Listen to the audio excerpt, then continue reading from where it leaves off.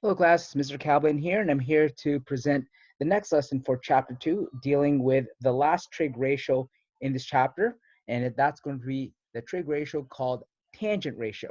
Now, before we begin today's lesson, I just want to do a quick recap of what we did in the last lesson. And remember in the last lesson, we focused strictly on the sine and cosine ratios. And remember that all three trig ratios, the sine, the cos, and the one we're looking at today, the tan, are only good to be used when you're looking at right angle triangles. Okay, so remember when you have a right angle triangle, okay, it's designated by a box in one of the corners. And when we're using the sine and cosine ratios, remember we always labeled the hypotenuse first because it was the easiest side to locate because it was a side directly across from the box here. Now remember with the first ratio we looked at, the sine ratio, okay, you had to know which side was the opposite because it was the side directly across from the given angle. Okay, and the hypotenuse was always the side directly across from the box. Okay, so the hypotenuse is always the side we labeled first because it was always the easiest one to find. Okay, and again, when we were dealing with the cosine ratio, okay, remember we had the adjacent, which is another word for the side next to it, and the hypotenuse. Now, the reason why I'm bringing this up again is because in today's ratio, when we're looking at the tangent ratio, okay, the hypotenuse won't have a value or it won't have a letter. Okay, so in either case, hypotenuse won't be any use to us when we're using the tangent ratio. So for the tangent ratio for today's lesson here, okay, we actually do need to know the difference between opposite and adjacent. So let's take a look at what we need to do when we use a tangent ratio. All right. So before we begin here, again, make sure your calculator is set in degrees mode. And again, if you have a calculator similar to the one I have on the screen there, okay, you just have to press the DRG key, okay, until you get it to GEG. Again, this is just to make sure we have the correct values here when we go through the examples as well as when you go through the problems in your practice problems.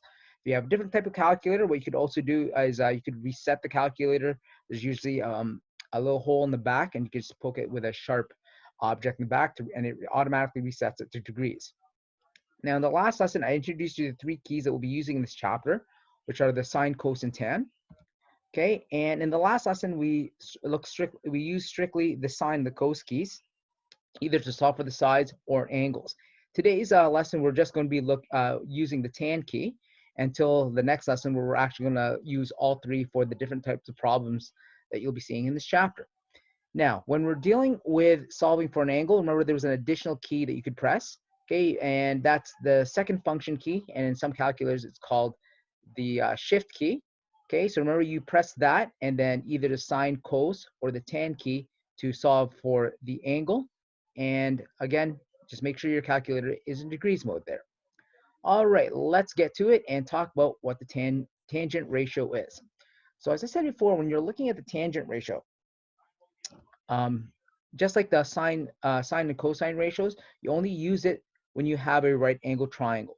Now remember with the last lesson when we were dealing with the sine and cosine ratios, okay, we always labeled hypotenuse first because it was the easiest one to find. Now with a tangent ratio, the hypotenuse will not have a value or a letter, so it's not going to be of any use to us in today's lesson here.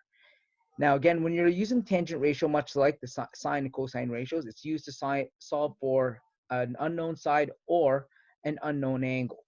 And the formula for the tangent ratio, okay, is just one, opposite over adjacent.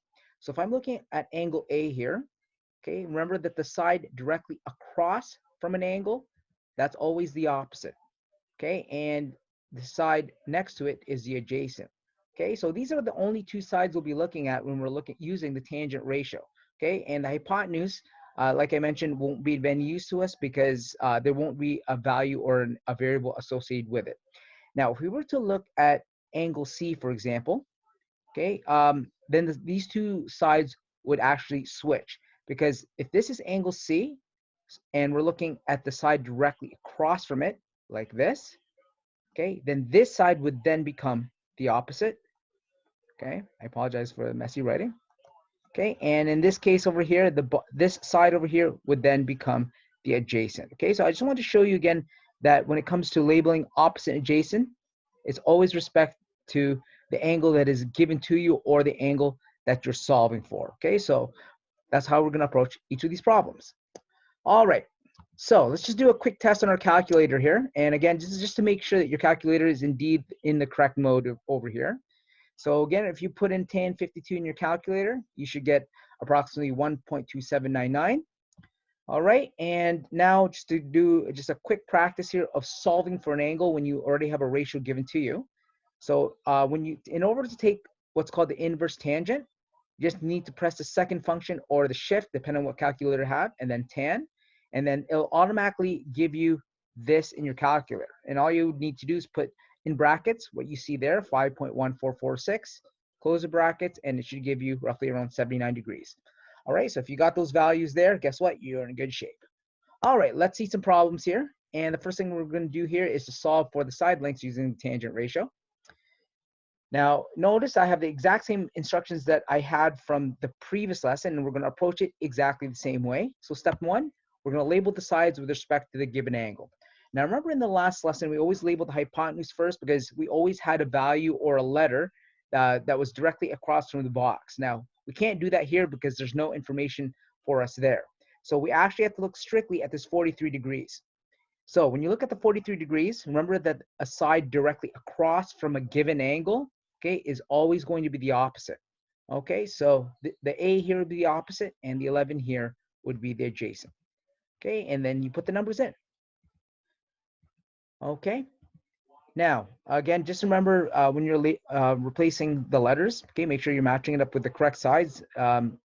Make sure that you label it, and then you can use it by use what you have here when you label it, and make sure you put them in into the proper quantities accordingly. So the opposite here would be the A, adjacent here is 11, and the 43 degrees will go in for the capital letter A in this case. Now, remember in the last lesson, I mentioned that this next step here, you only do when you're solving for the length of sides here. So we're going to take this tan of 43 and put 1 underneath it, okay? And then from there, we just cross multiply. All right, and then remember that when you cross multiply, what's happening here is that the A is going to multiply itself to the 1. And then when you multiply this 11, okay, you're going to put it in front of the tan of 43 like this. Now, in your calculator, you just need to punch that in as 11 tan of 43 degrees, and you should get a value there of 10.3. Okay, and specifically for this question, it's 10.3 meters.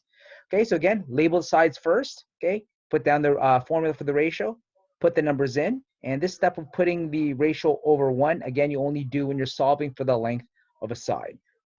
So let's take a look at another problem here. So for this one, you notice the 71 degrees is over here. Now remember, we do need to know the difference between opposite and adjacent for this one because the hypotenuse doesn't have a number or letter. So remember that when you're given an angle, okay, always label the two sides according to the location of the sides with respect to the given angle. So the side directly across from the given angle, remember, it's opposite, and the one beside it is adjacent. Okay, write down the formula. Now in the next step over here, we're going to replace the angle here for the capital letter, and then the opposite with 18 and adjacent with B. Okay, and we're going to put the ratio over here and put it over 1. Now, I want you to pay very close attention to the next step because this question over here in terms of how to solve it is different from the other one. So notice that when we cross multiply in the next step here, we're going to multiply the 18 to the 1, and this B, this tan of 71. When that B multiplies itself to the tan of 71, okay, notice that the B goes in front. Now, remember in the last lesson, we saw a very similar question to this. And what you had to do here is you had to divide both sides by whatever is attached to the B. Okay, so when we did that, in this case, we have to divide both sides here by tan of 71. And just like we did with basic algebra, for example, if you had like 2x equals 14, you would divide both sides by 2. This is no different. Okay, because when we divide both sides by tan of 71, the tan of 71s on the left side will cancel out. And then if you go 18 divided by tan 71 in your calculator, okay, you should get approximately 6.2. Okay, and for this question, it's 6.2 inches. All right. So again, those are the basic ways that we can calculate for sides using the tangent ratio. All right. So let's move on to the next set of examples. And now we're going to take a look at using the tangent ratio this time to solve for the angle. Okay. So starting off with the first one, we have an angle A. And again, with respect to angle A, remember that the side directly across from it is going to be the opposite. okay? And the side beside it is going to be adjacent, okay? So just know the difference between the two in terms of where it is. So the side directly across from it, again, is always, always, always opposite. And the side beside it is always going to be adjacent. Okay, and then we have a tangent ratio, write it down. And in the next step here, we're going to put the numbers. Now, when you're doing this next step, again, you could do the following step where you take the two numbers and divide them to each other, and it gives you 1.333 remaining. Okay, now from here, now we need to solve for the angle by taking the inverse tan, okay, of the 1.333. Okay, and remember you press that by taking the second function or shift and then tan, putting that number in the brackets. Okay, now an alternate solution, I mentioned this in the previous lesson as well, what you could do is you could first press the second function and tan key to give you that, open a set of brackets and put in 12 divided by 9 and then close the brackets, and your calculator will do this step for you without you having to do it. And then if you do that, okay, you should get an answer there of 53 degrees, okay? So like I said, if you decide to do this step of 12 divided by 9 inside a set of brackets after you press the second function and tangent key, your calculator will already do that step for you, and you won't be required to do it as a separate step. So it saves you one or two different steps there. All right. Okay, let's do another one here. Okay, same thing. Notice that the angle in this case here is on the top left-hand corner. Now remember that the side directly across from that angle that we need to solve for, okay, that's going to be opposite. Okay, and then this side here would be the adjacent. And from there, put the form numbers into the opposite and adjacent like so. Okay, and if you want to divide these two numbers into each other, that will give you that.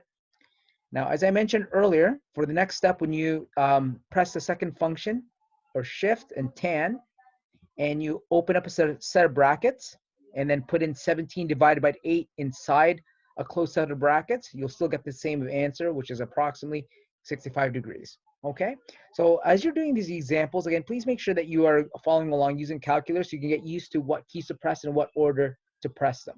Okay, and don't forget that the calculator must be in degrees mode. All right, so we've seen some basic examples, so let's see some word problems here. So another type of problem I like to give is a CN Tower problem. Why? Because we live 40 minutes away from Toronto and we are familiar with the CN Tower. So what we have here is a person, okay, standing 147 meters in front of the CN Tower and looks up at the CN Tower at a 75-degree angle. So here's the CN Tower, okay, and there's someone standing 147 meters in front of it, okay, and is looking up at it at 75 degrees, okay? So this is, again, just understanding when you're looking at the problem, okay, where the numbers go and where it belongs here. So what are we solving for here?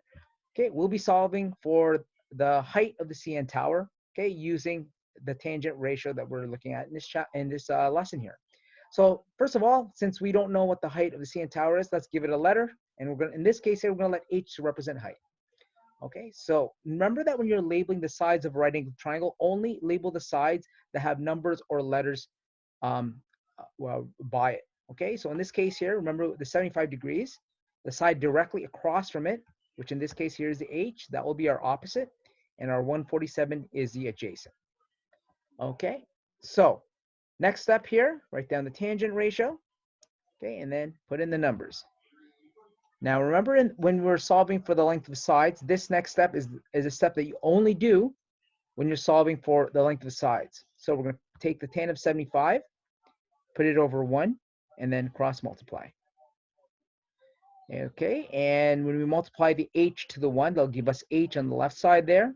And then when I multiply the 147 to the tan of 75, that will give us 147 tan of 75. Now again, from here, you can put that in your calculator exactly the way you see it. It's 147 tan of 75. And you should get approximately 548.6 meters. All right. Okay, so again, notice all we're doing here is taking a word problem, making sense using a diagram, and then solving the exact same way that we've been doing in the last set of examples here. All right. Okay, and the last example for today. Okay, we're now looking at another tower. We're heading over and crossing the Atlantic and going to France. Okay, and we're looking at the Eiffel Tower here. So the Eiffel Tower, as you can see, is like this, pretty iconic. So what do we have here? We have a guy named Francois. Okay, he stands 500 meters in front of the 340-meter tall Eiffel Tower. So Francois is right there. Okay, he's standing 500 meters away. Okay, and the Eiffel Tower itself we know to be 340 meters. So what are we solving for in this question? We are solving for the angle that Francois is looking up at the tower from where he's standing from. Okay, so notice again, angle F is the angle that we need to solve for. So the two sides that we need to label, okay, is our respects with respect to that angle there. So directly across from angle F, the 340 will be the opposite. Okay, and the 500 here will be the adjacent. Okay, we put the numbers in. Okay, and from here, if you want, you can divide the two numbers to give you a decimal. Okay, and alternate solution. Okay, if you take the second function and press tan to give you that tan to the -1 or inverse tan there, when you open a set of brackets and you put in 340 divided by 500 and close the brackets, you should get 34 degrees. Okay, so the angle that he's looking up at will be 34 degrees. All right, so that wraps up the tangent ratio. So in the last lesson for this chapter here, we're now going to put everything together and we're going to see all three ratios in different sets of problems and take a look at some problems in terms of the plan that we need to use to figure out what ratio to use based on the information that's provided for us here. Okay, so continue practicing and I'll see you in the next lesson.